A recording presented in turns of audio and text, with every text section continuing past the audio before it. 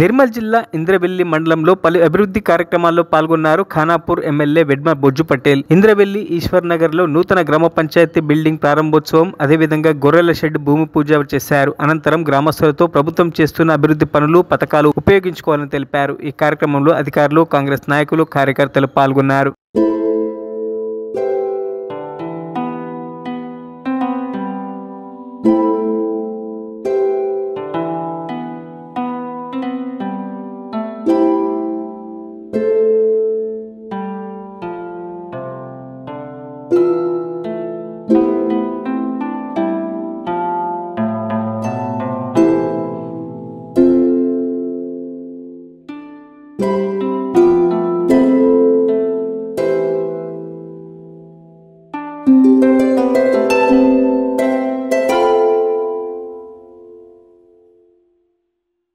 మరిన్ని అప్డేట్స్ కోసం మా ఛానల్ని సబ్స్క్రైబ్ చేయండి.